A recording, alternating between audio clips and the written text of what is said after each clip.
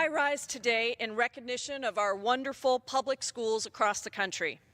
Every child, Mr. Speaker, has the right to pursue opportunity, and through our public schools, our country makes that opportunity a reality every day. Education imparts practical and invaluable skills that kids carry with them for the rest of their lives, teaches our children to become engaged members of our society and our democracy, and public education is a great equalizer, having remained a means of mobility for generations of families. I know this firsthand, Mr. Speaker. I came to the United States when I was 16 years old by myself to go to college and take advantage of all the opportunities that an American education had to offer.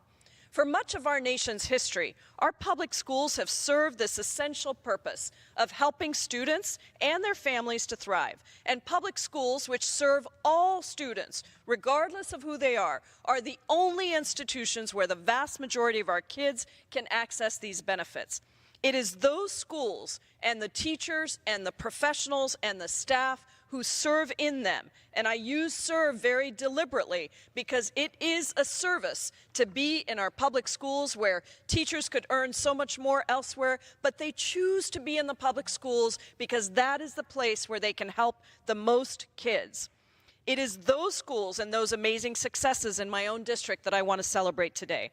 Montserrat is a teacher at Concord International Elementary School, where almost 80% of the students are from low-income families and more than half are English language learners.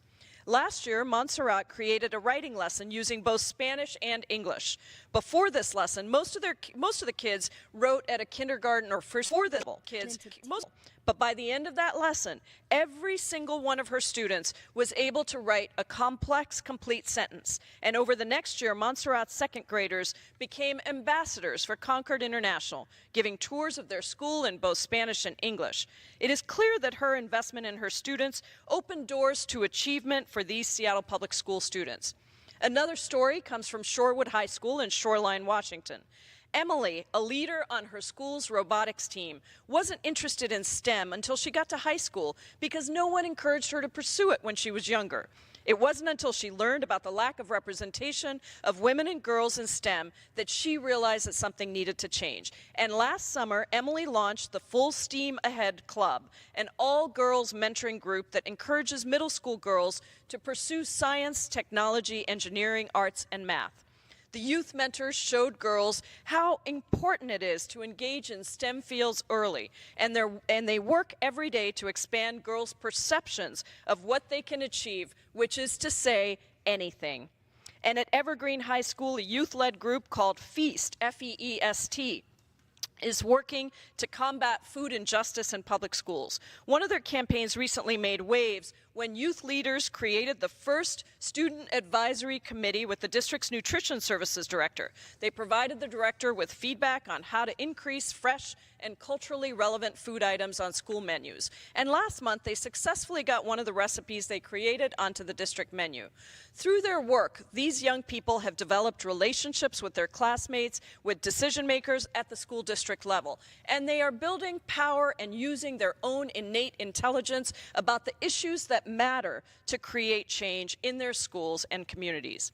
Mr. Speaker, I share these stories today to highlight how critical public schools are to my constituents and all members. And as members of this, we have a responsibility to ensure that we continue supporting our public schools. For example, public money should go to public schools. It should not be used to bankroll private entities and corporations that don't deliver excellent, inclusive, equitable instruction.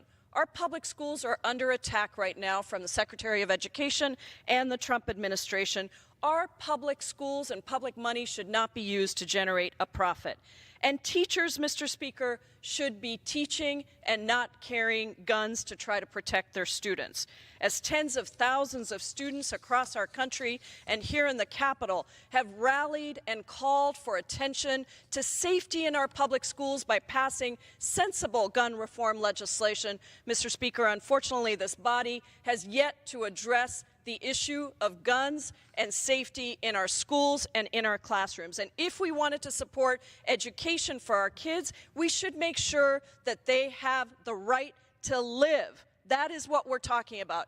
Kids who go to sleep at night wondering if they're going to cower in the corners of their classrooms the next day because somebody has a gun, because Congress has not done our job.